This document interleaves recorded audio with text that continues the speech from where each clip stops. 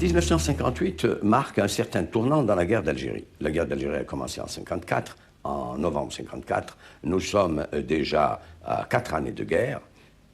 Le FLN n'a jamais mené une guerre classique contre l'armée française en Algérie. Il n'en avait pas les moyens et il ne pouvait pas parvenir à battre l'armée française qui, à l'époque, était la 2e ou 3e armée du monde. Le FLN, à ce moment-là, a tout intérêt à faire savoir à l'opinion mondiale quels sont les buts de sa lutte. Et il y a eu, évidemment, cette idée, que je dirais géniale, de contact des footballeurs algériens. Pourquoi? Parce que en 1957-58, beaucoup de footballeurs algériens sont dans les équipes de première division en France. Ils sont parfaitement connus. Le peuple français, qui n'était peut-être pas tellement intéressé à la politique, était quand même intéressé au football et au sport, et au football en particulier. Donc, le fait de toucher les Français dans ce qu'ils ont de plus sensible, dans le football, était quelque chose d'important. Donc, au niveau de la Fédération de France du FLN, on a pensé qu'il aurait été intéressant que les footballeurs algériens, à une date précise, à un moment précis, quittent tous leur club et rejoignent la Suisse, puis Tunis, après quoi ils auraient fait là une déclaration publique en disant « Nous, en tant que footballeurs, nous venons mettre nos compétences techniques, nos compétences sportives à la disposition de notre pays. » Je peux vous dire que ce départ valait autant que 10 ou 15 ou 20 embuscades. À l'époque, une trentaine de joueurs d'origine algérienne font le bonheur des grands clubs français. 2 d'entre eux ont même été sélectionnés en équipe de France pour la Coupe du Monde qui doit se tenir en Suède et qui passionne déjà les foules. C'est sur cette osmose sportive plutôt heureuse que le FLN va décider de peser. Les structures clandestines des Algériens de France vont mettre en place une imparable série d'opérations de propagande. Moi, j'étais responsable de l'organisation et les footballeurs, c'était des militants. Ils étaient structurés dans l'organisation. Donc, l'envoyé hiérarchique voulait que ce soit moi qui intervienne. Donc, moi, j'ai donné un ordre, uniquement l'ordre. Les footballeurs, on ne pouvait pas les toucher sans mon accord. Mais, grosso modo, ils étaient tous d'accord. Il n'y a eu aucune menace? Non, jamais de la vie. Pas de menace.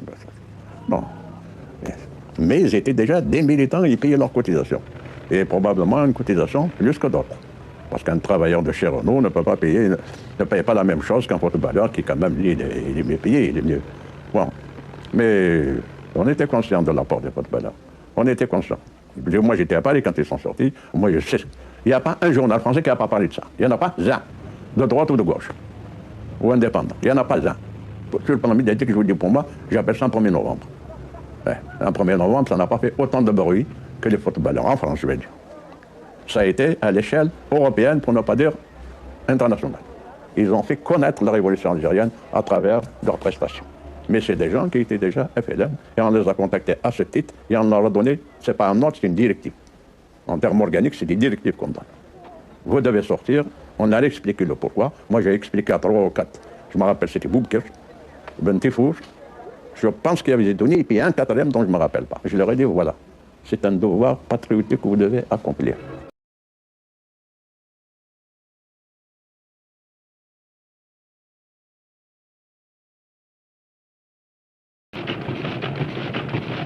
Il n'y a pas eu de menace. Il n'y a pas eu de menace, pour leur dire, en tout cas moi pour ma part. Je ne pense pas qu'il y en ait eu un qui ait été menacé. Je vous dis, Joe Bailey, lorsqu'il m'a dit, écoutez, je lui ai dit, moi je ne prends pas de décision, j'ai une mission. Vous me dites ça, pas de problème, mais je vous avertis. Si on vous dit non, il vaut mieux rejoindre. Voilà ce que j'ai dit.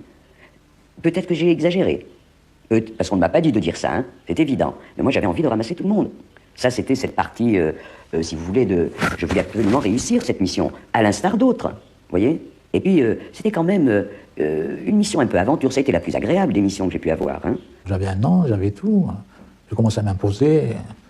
Et tout d'un coup, on était sollicité de quitter la France pour rentrer rejoindre le GPRA, le gouvernement provisoire algérien. Bon, il y avait des responsables politiques de France qui sont venus nous solliciter. Qu'est-ce que vous voulez? On est rentré, on est parti. Avec ma femme et tout. Ils laissent tous beaucoup de choses derrière eux. De gros salaires, la célébrité ou de grands enjeux sportifs. Et puis, Beaucoup d'entre eux sont mariés à des Françaises. Pour ces épouses, le choix du départ va être encore plus difficile. J'aurais pu très bien refuser de suivre mon mari. Est-ce que votre mari avait le choix? Ah non, ils n'avaient pas le choix. Ils n'avaient pas le choix. Non, il y a celui qui est... Moi, je pense, il y a celui qui est parti avec plaisir, mais je ne pense pas qu'il y en a eu beaucoup en sachant ce qu'ils abandonnaient. Et celui qui est parti parce qu'il avait un peu peur, qu'il disait il faut que j'y aille. Moi, je suis sûre que c'est ça. Peut-être qu'il y en a dans le lot qui sont partis avec plaisir, mais peu. Parce que quand même, il y avait des internationaux, il laissait une grande carrière. Mon mari était en train de monter, on commençait à bien parler de lui, il est le champion des 5 étoiles et tout à l'époque. Hein. On risquait quoi à pas partir? Bon, les Algériens? Oui. Oh, avec le FLN, il ne fallait pas plaisanter. Hein. Si on était là-bas, si mon mari était là-bas, c'était pas uniquement pour le football, hein. C'était pour la politique. Hein. Donc Maouche faisait une petite virée, sympa, et il me montrait de loin les joueurs. Moi, je ne les connaissais pas. Alors, il discutait soit avec l'entraîneur quand on était par exemple au stade. Il m'est arrivé de contacter les gars directement au stade. Alors, avant d'entrer au stade, il repérait le joueur qu'il fallait que je contacte et il me donnait son numéro. Quand par exemple il s'entraînait, etc., il me disait tiens, c'est le numéro tant. Et puis j'allais vers le fameux numéro et je lui disais voilà, je suis un agent de liaison du Djebra. Je disais ça en arabe. Hein. Je suis un agent de liaison du FLN. Tu es appelé à rejoindre la Tunisie. Et je suis allé à Bordeaux voir Amara. Je suis arrivé vers 2h du matin. Ça a duré 30 secondes. J'ai donné des instructions. J'ai dit voilà, demain, lundi, au hôtel de la Cigogne, Genève, avant midi. Et puis je suis parti, sans plus. La grande émotion, je l'ai eue à la veille de notre déplacement girondin de Bordeaux à Metz. 36 heures plus tôt, il y avait M. Maouche et sa femme qui sont venus me voir à l'avenue Saint-Saëns, là-bas à Strasbourg, à Bordeaux, près du local, en me disant voilà, Saïd, tu as été choisi par les responsables à rejoindre tes camarades. Dans le cas où tu ne refuses pas ou quoi que ce soit, ça veut dire qu'on n'était pas forcé. On nous a pas mis, si on dit, le couteau sur la gorge pour dire tu dois partir. Non, non. La question était posée comme telle. Et dans le cas où tu veux, tel jour, telle heure, tu dois te trouver à tel endroit. Il ne disait rien du tout, il n'avait rien le droit de dire. Où il venait, où il venait pas. S'il venait, bon, tant mieux, s'il venait pas, puis après il y avait des sanctions. C'est le rapport qui suit. Hein. Une fois arrivé à Tunis ou à Paris, je fais mon rapport, je le donne à qui de droit, c'est-à-dire à Maître Madame Balla, puisque c'est lui le responsable. Et puis lui, il voit avec d'autres responsables, c'est-à-dire le zonal ou le fédéral ou le responsable du coin même, quoi. Et c'est à lui de prendre des sanctions. Et la sanction se prend très vite, hein. Soit une sanction pécuniaire, surtout c'était pécunier, parce que là on ne pouvait pas quand même aller à l'extrême, tabasser un footballeur ou un truc, mais étant donné qu'il gagnait de l'argent, au lieu de payer par exemple 5 000 francs à l'époque de cotisation, il pouvait l'imposer à 50 000. Ah, il se débrouille. Hein. Là il faut qu'il cherche les 50 000 ou les 20 000 ou 10 000, quoi. C'était ça le tarif, hein. Il n'y a rien d'autre. Vous savez, quand vous avez entre 18 et 22 ans, vous avez votre promotion sociale qui s'améliore. Vous avez les journaux qui parlent quotidiennement de vous. Tout le reste à vos côtés, c'est rien. J'avais un ballon dans la tête, moi. Mais entre-temps, en 58, j'étais conscient de ce qui se passait chez nous. Avec ces militaires qui étaient débarqués là-bas, ces légionnaires, ces flashs qu'on voyait à la télévision, ce que j'entendais, ce que je recevais par lettre, a fait de moi... plus les insultes que je commençais à avoir quand on faisait un mauvais match ou la mauvaise passe, ça le fait la gare, retourne à ton pays. Alors, au fond de vous-même, ces choses, il y a une sorte de répulsion. Vous dites, mais qu'est-ce qui se passe? Et d'un autre côté, je voyais d'autres qui souffraient. J'ai dit, je n'ai pas le droit de rester, moi, à l'écart. Mais seulement, c'était pas possible qu'on reste à jouer à la baballe, si vous voulez. Pendant que d'autres, on pouvait continuer à jouer à la baballe, mais utilement, positivement et militer. Pour un but, pour cette nation que nous voulions à tout prix. Et c'est normal. Vous avez il y a bien une équipe de chanteurs, de musiciens, etc. Et ça a été très positif, parce qu'ils ont été les ambassadeurs de l'Algérie, si vous voulez, de l'Algérie combattante, dans tous les pays qui voulaient bien nous recevoir. Ils avaient un nom, il fallait qu'ils le mettent à la disposition, enfin.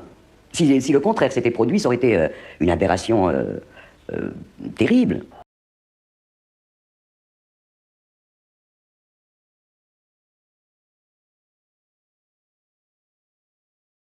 Le 13 avril 58, Maouche, comme Zitouni, Mekloufi et Boubaker, est une vraie vedette et un footballeur plutôt heureux. On s'est réunis donc avec Bomzaleg, Alibi et Dr Moulay à l'hôtel de la Croix des Champs, donc au Louvre. Et c'est là que Bomzaleg a dit « Dimanche, c'est le départ. Il faut que tous ces footballeurs-là, il y avait une liste, il y avait 11 joueurs exactement, 11 sans plus, et il fallait qu'ils quittent la France, donc tout de suite après les matchs. » Moi, j'ai vu Brahimi, je lui ai dit alors voilà, il me dit ouais, je suis au courant. J'ai dit bon, on se voit ce soir. À la gare de Lyon, on prend le train de 22h05. J'ai dit les instructions, tu les connais? Il me dit, je les connais. J'ai dit chacun dans un wagon, mais pas dans le même wagon et pas dans le même compartiment. C'est-à-dire, il y avait Brahimi, il y avait moi-même, il y avait Bouchouk et Boumzarek. Moi, j'ai pris le train de 22h05 normalement et je suis arrivé à Lausanne. Donc, on avait rendez-vous au buffet de la gare, normalement, première classe. J'ai attendu de 7h du matin à 10h le soir, mais pas de contact. Personne n'est venu. Mais ils m'ont complètement oublié. Et alors, je me suis dit, tiens, il y a contre-ordre. Il y a quelque chose qui se passe. J'ai dit, il y a contre-ordre, il y a quelque chose, je sais pas, une intuition comme ça. J'ai dit, il faut que je retourne voir. Bon.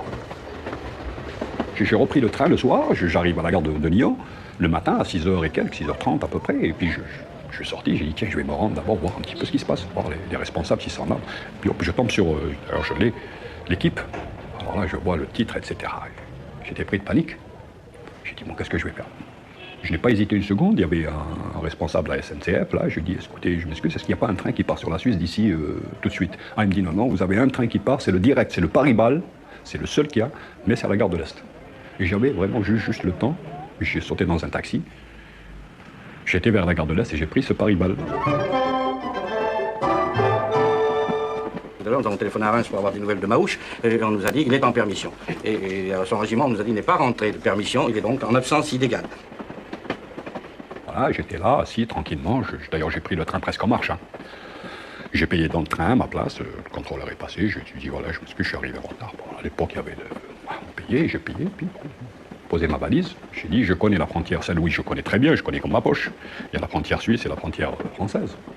C'est 1 mètre. Hein. D'un côté, c'est la Suisse, de l'autre côté, c'est la France. J'ai commencé à combiner, à cogiter pendant tout le trajet qui a duré quand même 6 heures, 6-7 heures.